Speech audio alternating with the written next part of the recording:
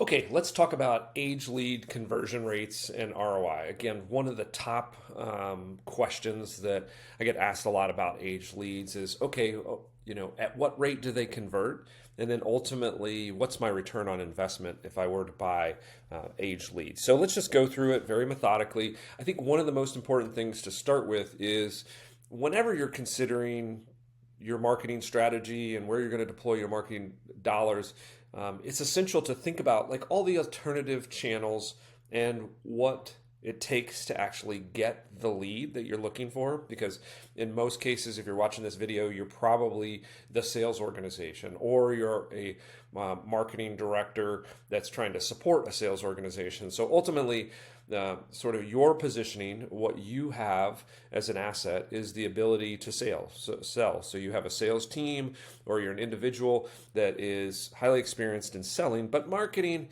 is probably not your primary sort of expertise. Or if you're a marketing director, you're trying to consider all the different ways that you could source in leads for your sales team. So the first step before we kind of go into the conversion rate and the ROI and all that good stuff, let's think about the other alternatives to buying leads, whether we're talking about real-time leads or age leads. And we're going to go over both, and we're going to compare the investment of both. But before that, let's talk about other things that we could do with our marketing dollars, right? Certainly, you can get referrals. One of the things I always talk about with referrals is it's really hard to scale referrals, right? Spend a lot of time networking and building relationships and those sorts of things. And even the best relationship, best financial advisor, best CPA, best attorney, it's probably only going to give you, one or two a year, actually. And that's certainly not going to meet your quota every single month. So although it's important, you should certainly do those sorts of things. It's probably not going to give you the scale that you need. You need some higher volume in there. The other thing is potentially inside of your organization. This is actually an age lead calculation as well. There's probably a bunch of leads sitting around, right, that have either been provided to you or you have access to. So that's obviously an alternative. But probably the more traditional are the ones that I have listed here, these four. So a lot of people is like, oh, I'll get on Google Ads and I'll start buying ads, right? Well, the thing that oftentimes people run into right off the bat is, one, it takes quite a bit of expertise to actually generate a lead, even with Google Ads, even advertising that way. At the very least, you're going to probably start with a minimum monthly investment of $2,500 just to get in there, because every one of those clicks is going to cost you, especially in the financial services, if you're insurance or your solar or your mortgage, those are all highly competitive sort of areas. And there's lead generators in there. So we're going to talk about lead generators as a part of this buying leads process, right? There's lead generators in there. There's really the 800-pound gorillas as far as just the brands that are in there. And so each of those clicks is going to cost you $10, $20 a piece. And then ultimately you're going to have to build a website or have some landing pages that convert really well, 10, 12, 13, 14, 15%. And then you get the lead after all of that investment. So you spend $2,500, you might get 10, 20 leads out of that. Probably, even if you're doing it really well, you're probably it's going to cost you like $100 a lead just to get that lead. So that seems a little cost prohibitive. Certainly not the place to start. Another thing that people often talk about is, oh, well, I'll use SEO and I'll do blog posts and content and I'll get leads from that. Well, again, the fact of the matter is it's going to take quite a bit of expertise, hundreds of hours of writing, expensive SEO software to figure out the right keywords and those sorts of things. And then it's probably going to take you 6+ months just to get started, get some rankings and traffic. And of course, then you also still need to build a website and make sure that it performs well and all that sort of stuff. So there's a big investment there. Email marketing, again, a lot of people start with this. This is a component of any sort of lead buy anyway, so you'll need some of these skills anyway. But if you're going to just try to generate leads with email, you need a list, right? So you're going to probably have to buy some leads, or you're going to have to get started with some form of list, right? So that's kind of a non-starter. You don't have the list yet, right? Or it might lead you back to, again, buying leads. Social media, again, this is another one. A lot of sort of misperceptions here. It seems really easy. A lot of us use Facebook and Instagram, and they're like, oh, I see that there's tons of attention and people there and audiences and that sort of thing. But again, having done this as a marketing person, I know kind of what it takes to actually generate a lead out of social media. Facebook's probably the most obvious. But here's some of the drawbacks of that, right? in social media, you're essentially interrupting that individual, right, with an offer, and then hopefully it's compelling, and that could potentially generate you a lead. But the type of lead that it's going to generate because you interrupted them, they weren't really thinking about the product or service that you sell, you're going to get a lot of looky-loos, right? You're going to get a lot of people who are just kicking the tires, interested in the rate quote, curious as to what you'll quote them, right? But probably not serious buyers and probably don't have an immediate intent or need for your product or service. So you're going to get a lot of that.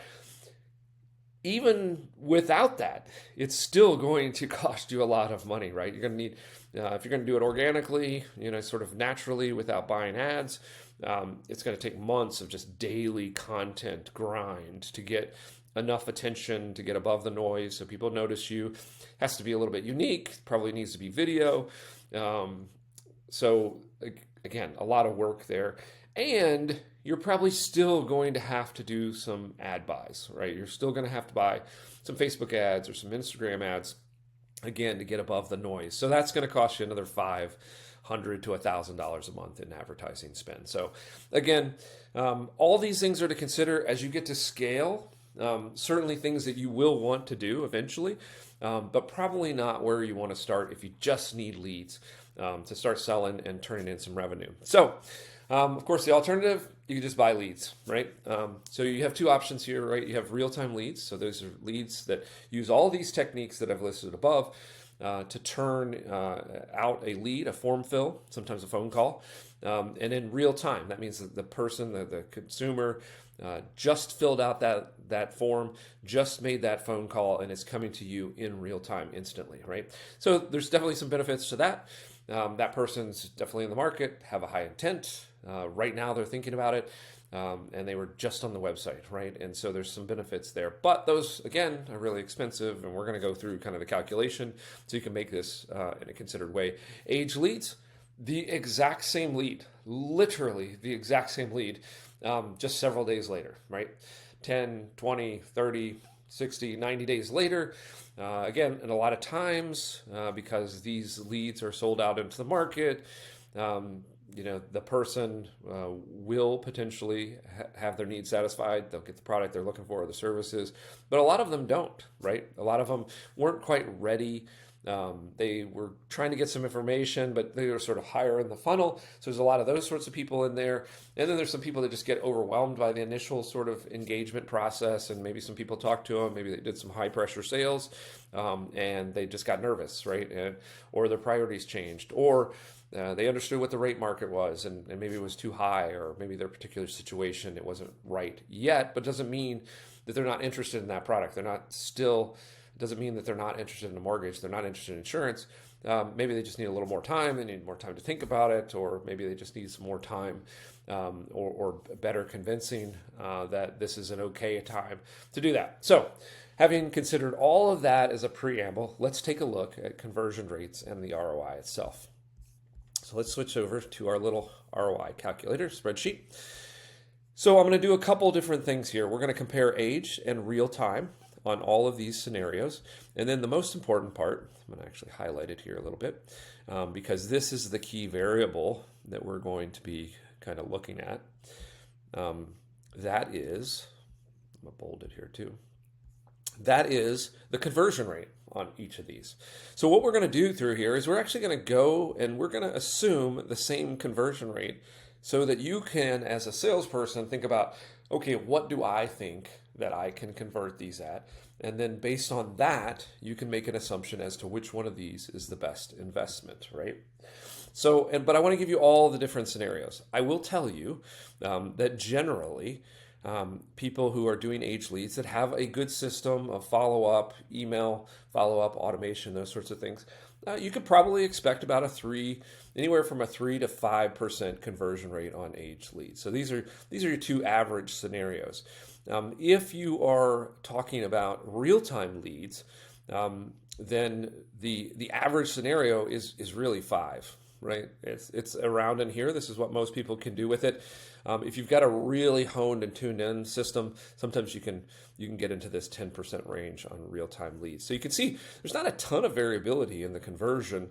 There's kind of the expected conversion rate on these different ones, but the economics are significantly different, right?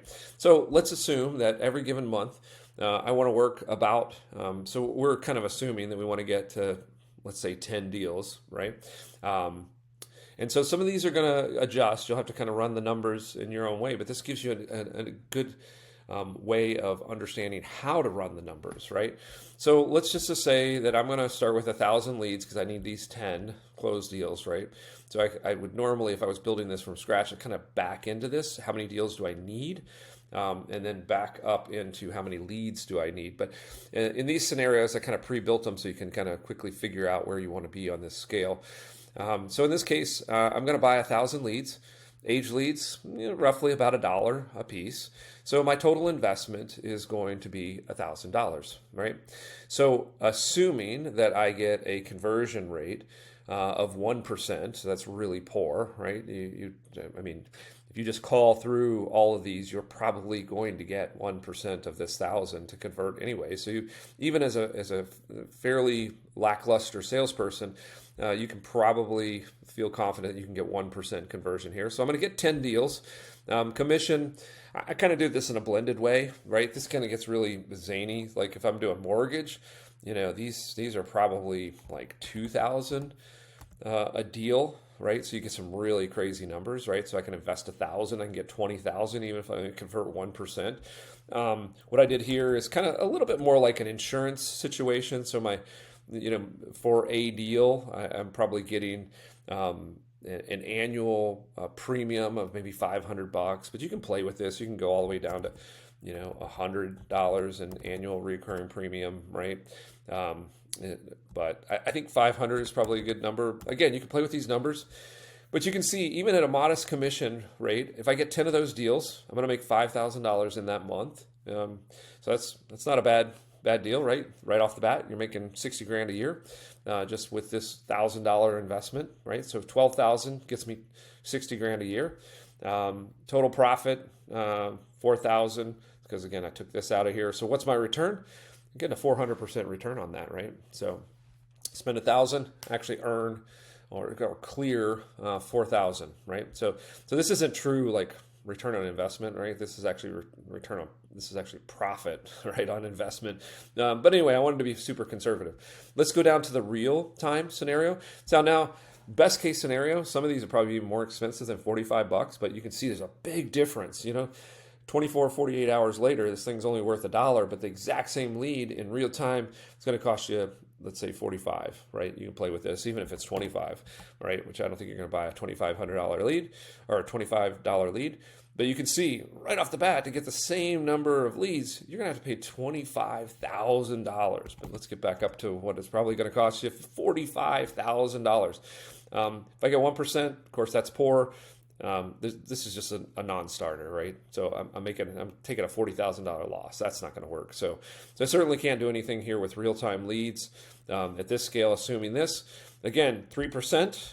This is, again, probably my low end of better performing salespeople. So I spend 1,000 and I'm gonna make 15, right? So again, nice little return on investment. Real time, I'm still not able to kind of clear the hurdle, right? Because it's just so expensive up front. Now, if I go down here to this 5%, now this is probably this is where you want to be, right? This is what you're aiming for. So this is kind of cool. You can spend, given, again, a good system, a pretty decent salesperson, can turn 5% of these. And again, I've got some videos on kind of how to work these, but this is pretty reasonable assumption. And you can see this is super powerful, right? For $1,000, I'm going to be able to make $25,000 a month, right? I can do this every month, right? So it's very easy and reasonable to think that I could work 1,000 leads a month, and I just keep investing and keep building this bigger and bigger. And again, this is a super modest sort of commission assumption here. So really the base case is I'm going to spend $1,000. I'm going to make $25,000. That should be your goal. Again, huge ROI. Again, because this upfront expense, you're still struggling to make this work. Now, in the mortgage market, where some of these guys are making $5,000 a piece, this is why mortgage sort of works, right? You can do this. But in insurance, for the average agent who's doing kind of that annual recurring revenue, you could, on the lifetime value of that premium, you can make the math work, right? But I'm trying to just take, the dollars you have today and give you like immediate real-time return on investment. And you can see you really can't do that with real-time leads. Now, if you get here and you start to build this and you start to build up your war chest, you can then take a little bit of that war chest and reinvest in real-time leads. And that's how you start to scale up your marketing, right? You build a little bit of a war chest, you got some of that profit, you reinvest that into yourself, maybe buy some real-time leads, makes it a little easier on your, every day. Although if you've got a system that's mostly automated, probably not much different. But you could level into a higher marketing, and then you could get into, I'm going to build a website, I'm going to build, some Google ads and some other things to just make that bigger. And then you're probably going to start hiring some agents and stuff like that underneath you, and it just won't be a one-man shop anymore. Or one woman, of course. And then, of course, this is the highest level. So then, again, numbers get really zany at 10%. So the baseline, though, is just to say, hey, base case here, I can make a nice little return on investment. I could start to build up my war chest, make quite a bit of money, just with this modest conversion rate. But with real-time leads as an alternative, I got to get all the way up to this 10%. And that's probably not a reasonable place to start. So hopefully that helps out, shows you the math, how to work it. You can build your business plan around this thing. And again, basic case scenario really is you're working towards a 5% conversion rate on these H leads. That's certainly reasonable to do. And then the other thing is you're trying to spend $1,000 to make $25,000. So super compelling place to start. Hope you enjoyed this. Catch our other videos. We'll talk to you soon.